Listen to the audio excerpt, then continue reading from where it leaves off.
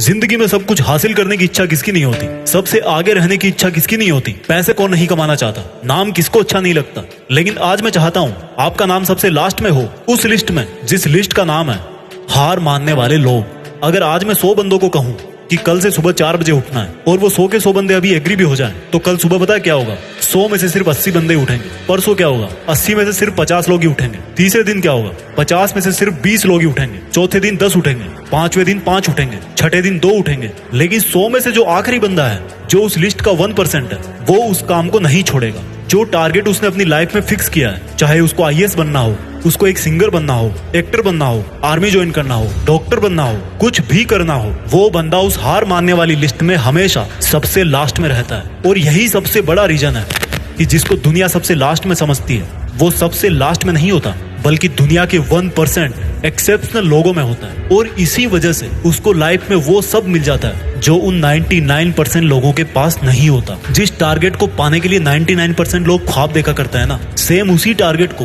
वो 1% बंदे हासिल कर लेते हैं जिन्होंने अपने 99% सुखों का त्याग कर दिया। 100% तो कोई भी नहीं होता, लेकिन परफेक्ट बनने का इरादा 100% होना चाहिए। और कुछ लोग तो उन 1% के भी 1% में होते हैं, लाखों में एक होते हैं, करोड़ों में एक होते हैं, पूरी दुनिया में गिने चुने होते हैं। लेकिन उनकी शुरुआत है ना, वो उसी लिस्ट से होती है जो मैंने आपको शुरू में बताई थी। जिंदगी में कुछ भी छोड़ने की हिम्मत कर लेना, लेकिन मेरे दोस्त, हिम्मत छोड़ने की हिम्मत मत करना। जिंदगी में किसी भी हार को गले लगा लेना, लेकिन हिम्मत हारने की हार को कभी गले मत लगाना। अगर आपको दुनिया के 1% लोगों में आना है, तो उस माइंड सेट से बाहर निकलना पड़ेगा जिसमें आपके आसपास के 99% लोग फंसे हुए हैं। वो 99% लोग यही सोचते हैं कि जो काम आप कर रहे हो उससे कोई फर्क नहीं पड़ता। लेकिन मैं कहता हूँ फर्क पड़ता है मेरे भाई।